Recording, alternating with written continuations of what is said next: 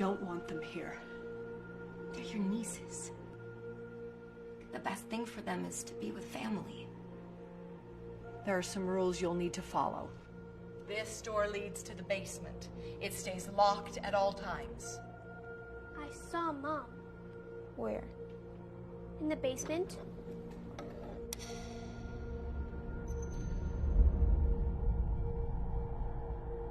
Don't you know I love you? Don't you know I do? Don't you know Mommy? I Is that you?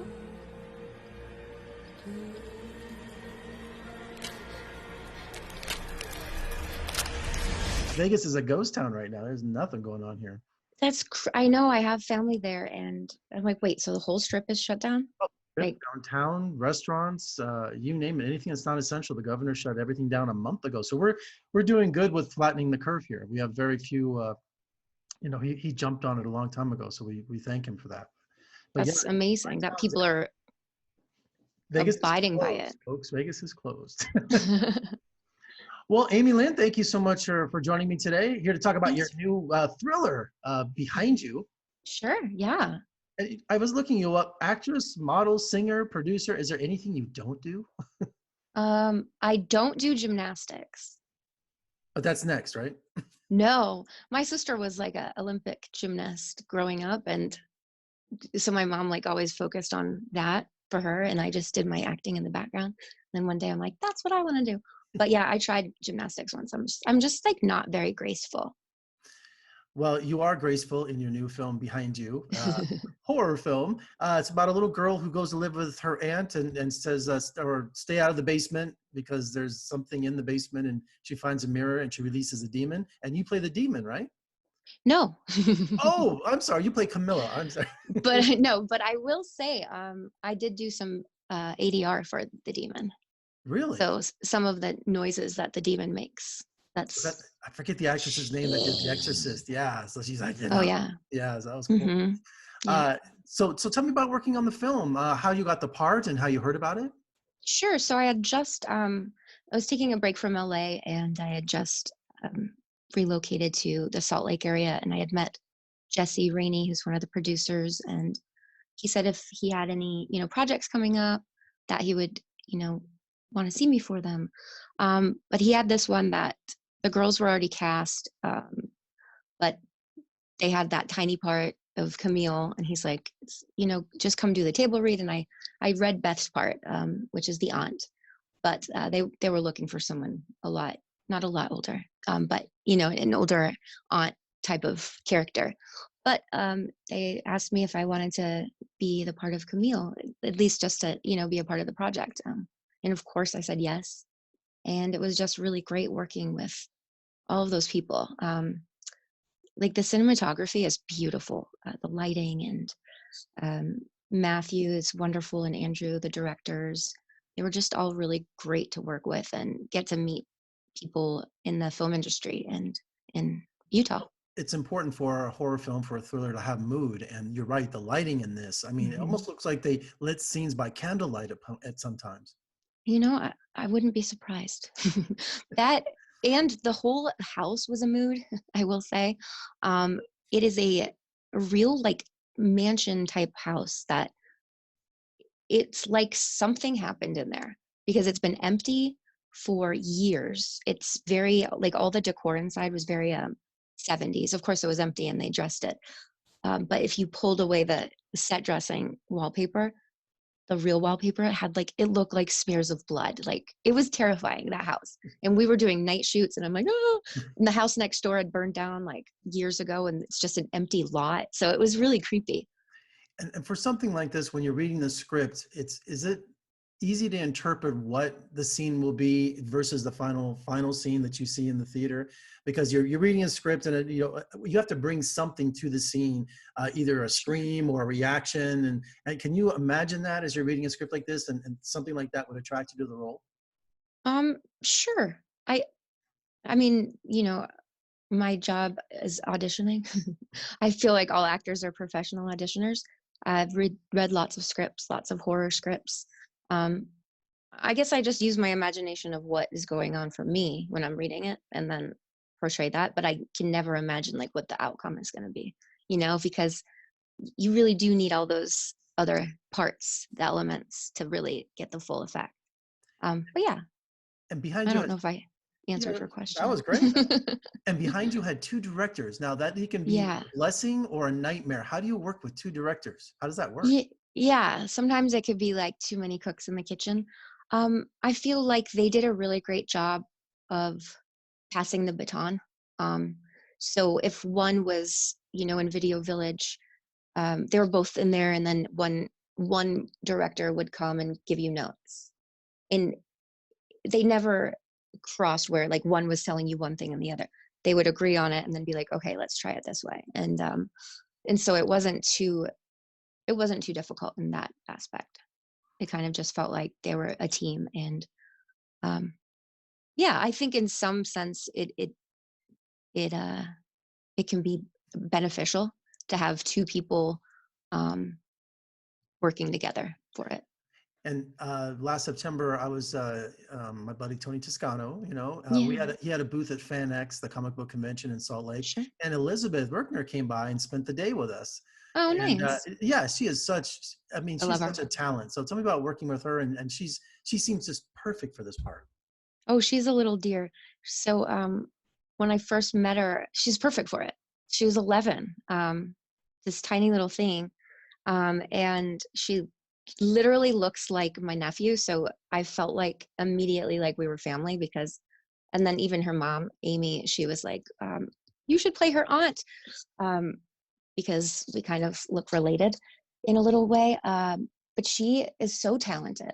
Um, and the things that she had to do in this movie, you couldn't pay me enough to, like, in the middle of the night, to stare in a mirror and say that like conjure demons in an actual haunted house. Like, I would have been traumatized. And I think at certain points she was, which broke my heart. But she was a trooper, and she had late nights and she still had to go to school, like she did such a good job. And it was her first movie. Like, I First major just role, yeah.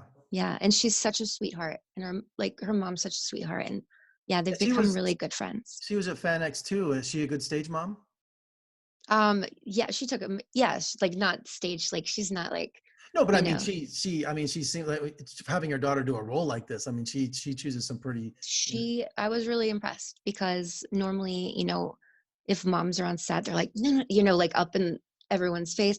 She sat back. She was very humble about the whole project and like the process, and um just eager to learn and watch and not like put her 2 cents in. And I kind of liked having a mom there, um and she took amazing pictures like behind the scenes. And yeah, it was great. She was amazing. And one of my all-time favorite original horror films is The Return of the Living Dead from the Me too. 1980s. I mean, I Me just too. send more paramedics, Oh my send more god, brains, the and pain, the and I saw pain. that you were in the. Is it the remake of Return of the Living Dead? No, It's just so another version of that because I two. was, yeah, two of them. So they're on Yeah. my list to watch next because I know you're in. Okay, but I will Yeah. warn you, a lot of things happened. um we were in Romania. I think I was in Romania from May until September. We were filming both back to back. It wasn't supposed to be that long. We had a lot of things happen production wise. We had, I think our stunt guy's nose got blown off somehow. One of the lead actors, like my co-actresses, she got very deathly ill, and she had to get med flight. She had to go to the hospital, and she almost died. And then she had to get med flighted back to America. And so then we were filming two, right? Return of the Living Dead 4 and 5. And so we had to recast her part. But we were not filming these in succession, and we had already done so much filming. So a lot of the movies, like a lot of the complaints were, these don't make sense. Like, why don't they add up? And it's because we were running out of time, obviously running out of money, and we had to recast a part, and they just threw it together. So the final product is not what the original scripts were. Billy Butler. I don't know if you know William Butler. He is a national treasure, and he's one of my dear friends now. But he wrote the movies, and he's amazing. Well, Um, you do so many different things, but you have a long list of horror films. What attracts yeah, you to that genre? Is it because it's fun, they're easy to do, or they're plentiful to I do? wouldn't say Or? they're easy to do. Definitely fun. I love the art that goes into the makeup and the gore. I think those, special effects guys are just genius. I've just always loved like, 80s horror movies or like Italian, like I like that genre, and I really like the people, the community. It's such like a tight knit community, the horror genre.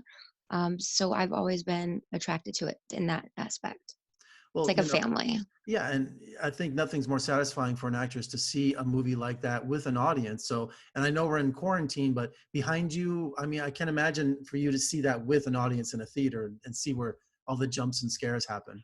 I would, yeah, I don't even know what this movie looks like. Like I haven't seen it yet. So yeah, I would like to, Well, it that would comes out be, Friday. You better hurry, right? I know. Is tomorrow Friday? Yeah, I know. I don't even know what day it is anymore.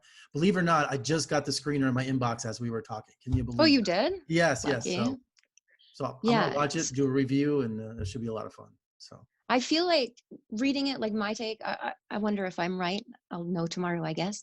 But like, I feel like maybe instead of like jumps and screams, it's more, maybe it takes on a little bit more of a cerebral, Hitchcocky vibe, ooh. which like that's what my take was from it. Like Right. Well, it the trailer didn't seem makes like it look like a thriller more than I like thrillers more than horror. Horror is a right. very specific taste, but this looks like a ghost story, creepiness. That's what Yeah. you use your imagination when someone's getting knifed by Jason or Michael Myers. It's like it's not. It's just kind of right there as the moment. But Sure. everything else, if you can use your imagination, what's behind that door, where is she going? Don't do that. And that's what Right. behind you kind of that influence is. That's more exciting than a straight horror film. Right. And I think like these days, horror movies, like people, they want us like they want it to be bigger and bigger. I don't know if you've ever seen Chrome Skull Laid to Rest. I'm in the second one, and my kill is so gory. Like it's probably the goriest kill I've ever seen on screen. And I think like, and it's amazing. Like my whole head gets ripped off. It's awesome. Um, it's a bloodbath, but I think that numbs people. And so if they see something where there's not that, they're not used to it, And so they're looking for that. And so I hope that people, when they watch this, they're not looking for that like intense gore, because that's not what this movie is.